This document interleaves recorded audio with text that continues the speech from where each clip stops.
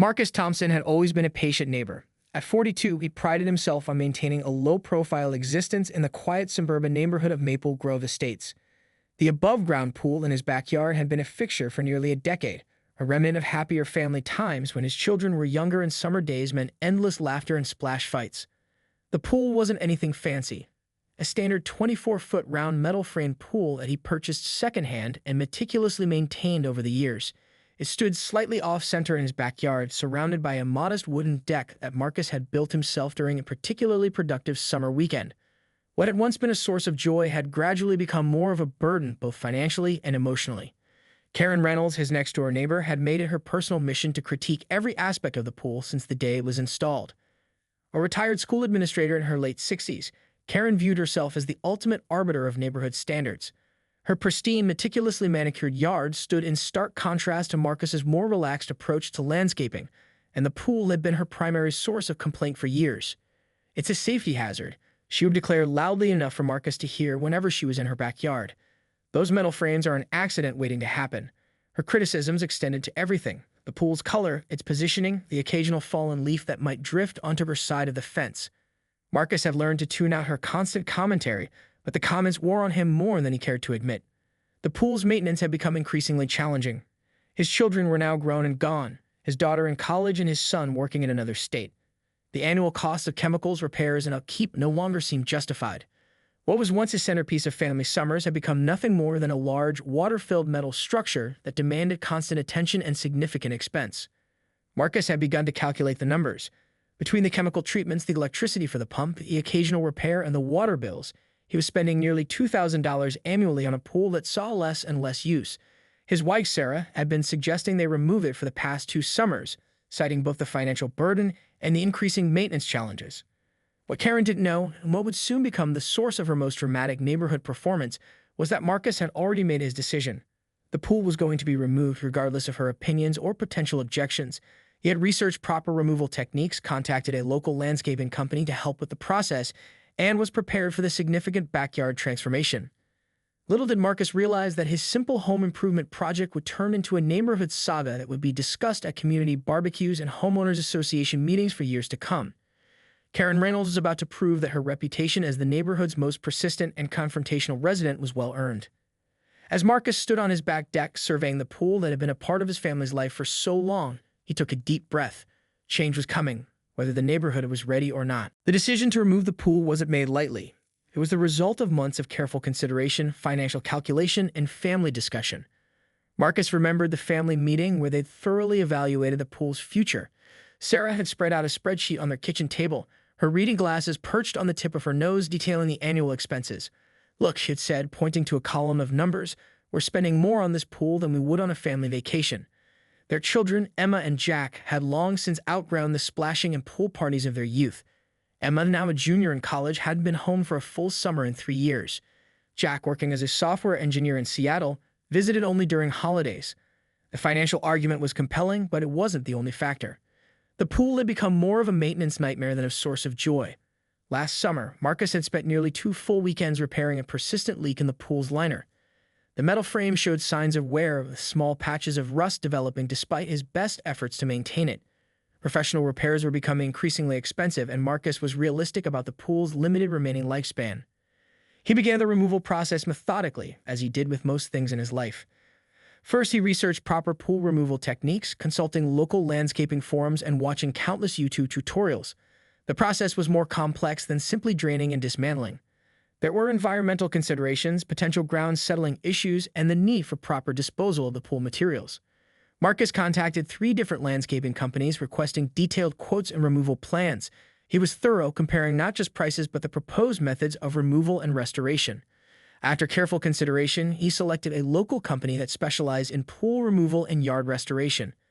They provided a comprehensive plan that included draining, dismantling, removing the pool base, and restoring the ground to a state suitable for landscaping. The quote was significant, nearly $5,000, but still less than what he'd spend on pool maintenance over the next few years. Marcus had already begun sketching plans for what would replace the pool. Sarah wanted a vegetable garden, while Marcus dreamed of a small sitting area with native plants that would require minimal maintenance. Permits were the next hurdle. Marcus spent an afternoon at the local municipal office, navigating the bureaucratic process of obtaining the necessary permissions for pool removal. The city required documentation proving proper drainage and ground preparation. He meticulously filled out forms, attached site plans, and ensured every detail was correct. As he prepared, Marcus couldn't help but feel a mix of emotions. The pool represented years of family memories, summer barbecues, his children's birthday parties, lazy Sunday afternoons. Yet it also represented a chapter of their lives that was clearly closing. His children were adults now, building their own lives far from the backyard where they once played. Sarah supported the decision completely. "It's time," she had said, squeezing his hand. "We're creating space for the next phase of our life." Her pragmatism was one of the reasons Marcus loved her. Where he might hesitate, she moved forward with clear-eyed determination. Little did Marcus know that his carefully planned project would soon become the most dramatic neighborhood event in recent memory. Karen Reynolds was waiting in the wings, ready to transform a simple home improvement project into an epic confrontation. The morning Marcus began dismantling the pool was crisp and clear, with a hint of early summer warmth. He had risen before sunrise, meticulously preparing his tools and setting up a systematic approach to pool removal. The landscaping company wasn't scheduled to arrive until later that week, but Marcus preferred to get a head start, carefully draining the remaining water and beginning the initial deconstruction. By 7:30 a.m., he was already working, his muscular frame moving with practiced efficiency. He wore his old work jeans, a faded blue t-shirt from a company picnic years ago, and a well-worn pair of work gloves. The sound of metal being carefully unscrewed and sorted filled the backyard, punctuated by the occasional clink of tools and Marcus's methodical movements. Karen must have been watching from her kitchen window. Within minutes of Marcus starting his work, her back door flew open with a dramatic whoosh that could be heard clear across the yard. She marched across the property line, her pristine white sneakers cutting a straight path through the carefully maintained grass border between their properties. "What do you think you're doing?" Karen's voice cut through the morning quiet like a sharp knife. She was dressed in pressed khaki capri pants and a meticulously ironed polo shirt, her silver hair perfectly coiffed despite the early hour. Marcus turned, maintaining his composure. "Good morning, Karen," he responded evenly, continuing to work as he spoke. "I'm removing the pool as I've been planning to do." Karen's face contorted in a mixture of disbelief and indignation. "Removing the pool? But that's the only swimming facility in the entire neighborhood. What about the children? What about property values?" It was a typical Karen argument, dramatic, slightly nonsensical, and completely self-serving. Marcus knew the neighborhood well enough to understand that most families had their own pools or memberships to the community center. The idea that his single above-ground pool was some sort of communal resource was ridiculous. "The pool is on my property," Marcus explained patiently, "and it's been costly to maintain. My family no longer uses it, and it's time to make a change." But Karen was just getting started. She began a rapid-fire listing of perceived issues. "Who gave you the right? Have you checked with the homeowners association? What about the potential impact on drainage? What about?" Marcus cut her off, his patience wearing thin. "I've already obtained all necessary permits, Karen. This is a private decision for my family." Her fingers began to wave accusatorily, a trademark gesture that Marcus had witnessed countless times over the years. "This is unacceptable. I've lived in this neighborhood for 35 years, and I've never seen such a blatant disregard for community standards." The irony was not lost on Marcus. Karen had spent years criticizing the pool, now suddenly it was a precious neighborhood resource. He continued working, methodically removing bolts and sorting materials, which only seemed to infuriate Karen more. "Are you listening to me?" she nearly shrieked, her voice rising several octaves. Marcus took a deep breath. "I am listening, Karen, but the pool is being removed, and that's final." Little did he know this was just the beginning of a confrontation that would escalate far beyond a simple pool removal. Karen Reynolds was not the type to let things go, and Marcus was about to find out just how far she would go to make her point. The days following the initial confrontation transformed Marcus's simple home improvement project into a neighborhood spectacle. Karen's response was nothing short of a full-scale campaign against Marcus's pool removal. Her tactics were calculated and increasingly bizarre. It began with the homeowners association. Marcus received his first official communication 3 days after starting the pool removal. The letter, clearly drafted in Karen's distinctive typewriter font, claimed multiple violations that didn't exist. She had somehow convinced the HOA board to send an official inquiry about the pool's removal, citing obscure and entirely fabricated bylaws about community recreational infrastructure. Sarah found the letter first, shaking her head in disbelief. "She's really gone off the deep end," she muttered, handing the document to Marcus. He recognized the hallmarks of Karen's handiwork, meticulously researched, yet entirely fabricated arguments designed to create maximum bureaucratic confusion. The photographs started next. Marcus first noticed them tucked into his mailbox. glossy 8x10 prints documenting every stage of the pool removal. Some were taken from Karen's property, others appeared to be taken from various angles around the neighborhood. Each photo was annotated with handwritten notes questioning the legality of his actions, suggesting potential environmental hazards and making wild claims about property values. Neighborhood walks became a minefield. Marcus would encounter other residents who would give him strange looks or make cryptic comments. Karen had been working the neighborhood grapevine, spreading increasingly elaborate stories about the pool removal. To hear her tell it, Marcus was not simply removing an aging above-ground pool, but committing some kind of neighborhood crime. The local gardening club meeting became another battleground. Sarah, who was an active member, found herself defending Marcus against Karen's wild allegations. She's claiming the pool removal will disrupt the entire neighborhood's water table, Sarah told Marcus later that evening, barely containing her laughter. As if one above-ground pool could possibly have that kind of geological impact. Marcus's work became affected. Colleagues began asking strange questions, hinting at rumors they'd heard about his controversial backyard project. Someone from HR even pulled him aside, asking if everything was okay at home, having heard some bizarre stories circulating through mutual acquaintances. The local Facebook community group became Karen's primary weapon of choice. She created multiple lengthy posts detailing what she called the Thompson pool removal controversy. Each post was a masterpiece of misinformation, mixing half-truths with wild speculation. She shared screenshots of permit documents, HOA communications, and photos of the ongoing removal, each accompanied by lengthy, dramatic commentary. Marcus's children became involved, calling to check on their parents. "Mom, is everything okay?" Emma asked during a phone call. "Some of my friends from the neighborhood are seeing these crazy Facebook posts about Dad's pool." Jack was more direct. "Do you mean me come home and handle this?" he offered, ready to confront Karen on his parents' behalf. But Marcus and Sarah remained calm. They understood Karen's tactics better than anyone. This was about control, about maintaining her self-appointed position as the neighborhood's ultimate arbiter of acceptable behavior. What Karen didn't realize was that her increasingly erratic behavior was turning the neighborhood against her. What had started as her campaign to stop the pool removal was quickly becoming a story about her own unreasonable conduct. The pool removal continued, and Marcus was just getting started. The Saturday morning started like any other, but Marcus knew something was different. He could feel the tension in the air, a palpable electricity that suggested something was about to break. Sarah had gone to her weekend yoga class, leaving Marcus alone to continue the pool removal process. He was carefully removing the last sections of the pool's metal frame when he first noticed her. Karen wasn't just watching from her window or property line this time.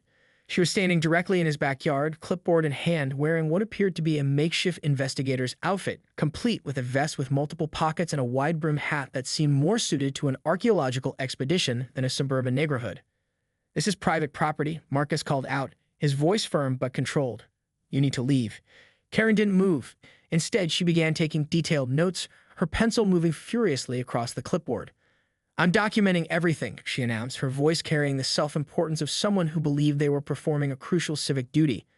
Marcus set down his tools and approached her, maintaining a safe distance but making his presence intimidating. "You are trespassing," he stated clearly. "This is my private property, and you do not have permission to be here." But Karen was in her element. She pulled out a camera, an old-school digital model that looked like it had been purchased during the early 2000s, and began taking photographs. "I'm collecting evidence," she declared, "evidence of what I believe is a significant violation of neighborhood standards." The absurdity of the situation was not lost on Marcus.